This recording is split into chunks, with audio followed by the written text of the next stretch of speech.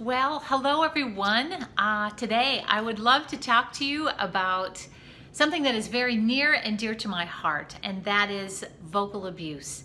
Vocal abuse is important to me because I realize and understand how important it is to you to have a well-functioning voice when you wake up in the morning, you go to work, and you need to give a presentation, you need to speak on the telephone, you need to use your speech and voice all day long. And if you were to wake up at some point and not have your voice, it could be disastrous. So if this is happening to you, I want to give you some reasons why it does. Actually, I'm going to give you 17 reasons why vocal hoarseness occurs. And maybe these are some things that you could be doing that you didn't realize cause some vocal abuse or vocal hoarseness. So I'm going to tell you about them. First of all, the most common thing that happens, number one, is that you cough or you have a lot of throat clearing. So if you have a cold or if you have allergies or something like that, you may be coughing and throat clearing a lot, and this is not going to help your vocal cords because you are slamming them together every time you do that. A second reason is grunting. Do you do a lot of lifting of weights in the gym? If you do, you are possibly slamming your vocal cords together. Did you know that every time you pick up something really heavy, what we usually do is we slam our vocal cords together? Now, I have been in the gym and I have heard some men and some women, they really grunt when they do that. And so that is something that can cause vocal abuse. That can cause vocal hoarseness. So if you do that, you probably don't want to do that anymore. If you are doing a lot of prolonged speaking all day long, that may cause fatigue, and it may also cause some problems. Number 4, you're talking in noisy environments. Try not to, if you possibly can, because you probably speak louder than you usually do. So speaking at noisy environments is something that should go.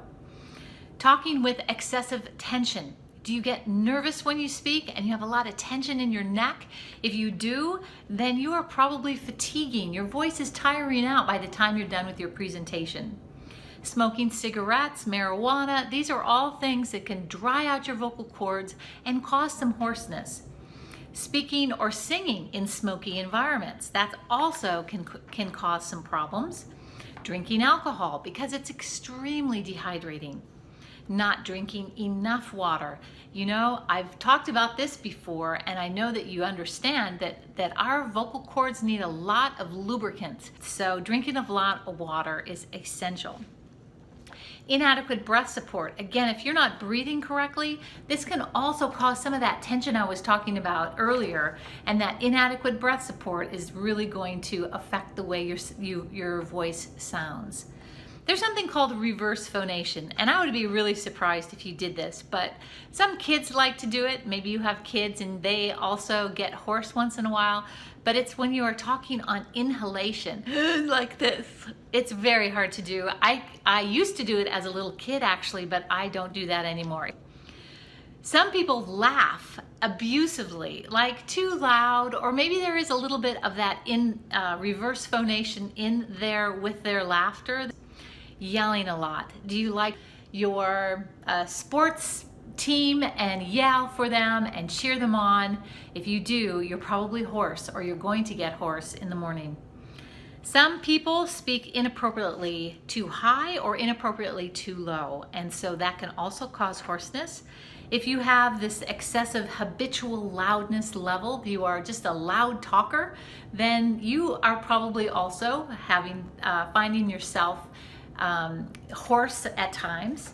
There's something called hard glottal attacks, and that's when you really attack words. You say I or O or ooh.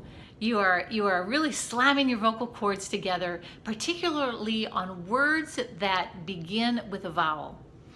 And another one is when you speak a lot because you do have an upper respiratory infection, then you're just going to further damage some vocal cords because your vocal cords are probably swollen and irritated anyway.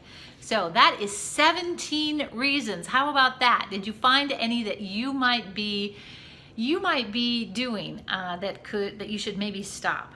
If you are experiencing hoarseness, and despite any of the reasons that I just gave to you, I highly recommend that you go to an ear, nose, and throat specialist and have them check you out and make sure that nothing else is going on. Okay, that's all for today. I'm wishing you the very best and hope to see you again. Bye-bye now.